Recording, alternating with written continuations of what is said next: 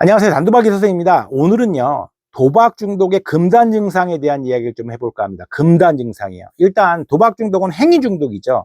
그러니까 물질 중독인 마약이나 알코올 중독에 비하면 육체적 금단 증상이 이론적으로는 없다고 나와 있는데요.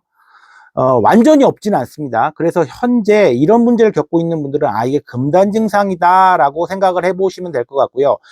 그 금단 증상을 어떻게 하면 좀 좋아질 수 있을까? 그거에 대한 이야기를 좀 해드릴까 합니다.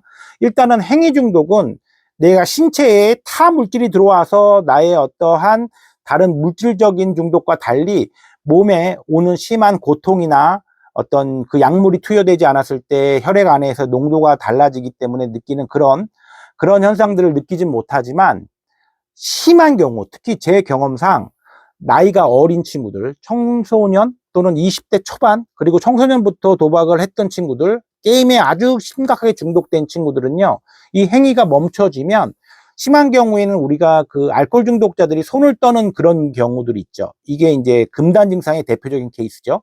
술을 먹으면 이 손이 떨리는 게 수전증이 해결이 되는데요. 심한 경우에는 이런 경우들을 저는 굉장히 많이 봤습니다. 그래서 손이 떨린다. 이거 육체적 금단 증상으로 나올 수 충분히 있고요. 그렇지만 뭐 몸이 고통스럽거나 호흡이 안 된다거나 그러지는 않습니다. 그리고 이 행위 중독에 있어서 심리적 금단 증상, 그러니까 정신적 금단 증상에 대한 부분은 상당히 많이 나타나는데, 이 정신적인 금단 증상을 우리가 알아차리지 못하면요, 이것을 마치 갈등의 시작이 돼서 재발에 노출되는 가장 취약한 부분으로 드러나기 시작합니다. 정신적 금단이 무엇이냐? 자, 도박에 빠져 있을 때, 도박 중독에 빠져 있을 때는요, 중독자들이 굉장히 무난합니다. 물론 마지막에 놓여 있는 절망 단계의 중독자들을 대상으로 말씀드리는 건 아니고요. 도박 문제를 숨기고 있는 상태의 그 모습에서는 도박 중독자의 성격이 너무 좋죠. 왜 좋을까요? 도박 중독을 숨겨야 되니까 일도 열심히 합니다. 하는 척을 하는 거죠. 매우 친절한 척을 합니다. 그래서 갈등을 유발하지 않아요. 왜 유발하지 않을까요? 내가 도박을 하기 위해선 다른 문제를 만들 필요가 없는 거죠. 그래서 무조건 오케이 오케이, 그리고 좋아 좋아. 그래서 나중에 도박 문제가 터지고 나면 주변 동료들이나 지인들, 심지어는 가족까지 깜짝 놀라는 거죠. 이 사람이 그럴 사람이 아닌데, 이렇게. 오히려 도박 중독은 행위 중독이니까 보이지가 않잖아요. 그러니까 숨기기 위해서 오히려 훨씬 더 정확하고 올바르고 예의 바르고 또 너그럽게 문제들을 이끌어 갑니다. 자, 단도박을 하고 계신 분들의 입장을 다시 한번 설명합니다.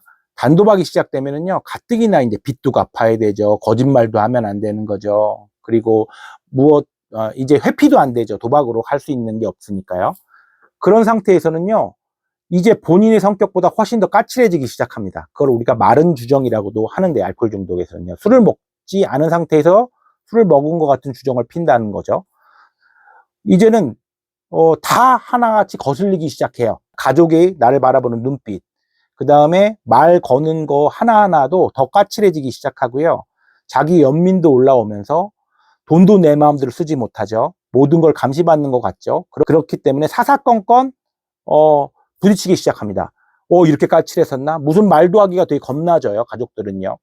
자기도 모르게 그렇게 막 울분이 터오고 분노가 막 옵니다. 심지어는 그게 몇 년간 가시는 분들도 계세요.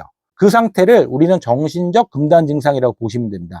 그래서 만약에 지금 현 시점에 그런 분들이 계신다면, 이게 내가 단도박을 하는데 어쩔 수 없이 오는 그 금단 증상의 현상이구나, 그렇게 생각하시면 돼요. 가족들과 동료들이 나의 단도박을 방해하는 게 아니라 지금 뇌가 그동안 계속 주기적으로 왔던 그 되게 큰 도파민의 양을 나올 수 있는 어떤 건덕지도 없겠다. 그리고 나를 즐겁게 해줄 수 있는 것도 없겠다. 그런데 심지어는 내가 소비도 일반적인 사람과 훨씬 더 할 수 없고 여러 가지 제약이 되어 있는 상태에서 금전 관리까지 받아야 되기 때문에 그때부터는 더 예민하고 짜증이 나고 공격적인 모습이 나올 수밖에 없습니다. 그럴 때 그걸 모르고 만약에 갈등이 딱 부딪힌다. 그러면 나는 어쩔 수 없이 단도박을 하려고 했는데 아무도 도와주지 않는구나. 나는 정말 도박을 안 하려고 했는데 어쩔 수 없이 나는 견딜 수가 없었어. 아무도 날 도와주지 않아. 그래서 당신들이 나의 도박을 방해한 거야. 내 탓이 아니야. 이런 식으로 재발을 하는 경우들이 너무 많아요. 그렇죠? 평상시였으면 예전에 나했다면 충분히 넘어갈 수 있었던 건들인데요. 그리고 심지어는 도박을 할 때의 내 모습은요, 더 친절하게 대할 수 있었을 텐데요. 그렇기 때문에 이것을 우리는 심리적 금단이라고 볼 수 있습니다. 자, 다시 한번 설명드릴게요.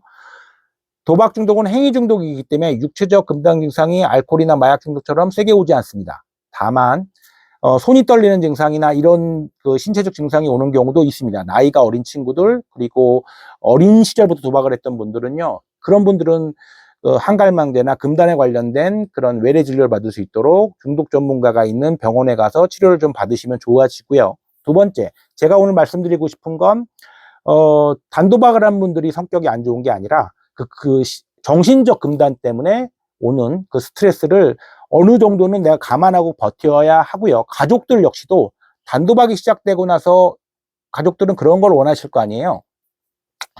반성하고 회개하고 그 다음에 가족들에게 더 사과하고 참아야 하고 잘못한 규책 사유가 있으니까요, 중독자들이. 그런데 어쩔 수 없는 이것도 질병이기 때문에 금단 기간이 분명히 정신적 스트레스로 옵니다. 그럴 때는요, 조금 거리를 두시고 웬만하면 부딪히지 않는 게 서로가 좋습니다.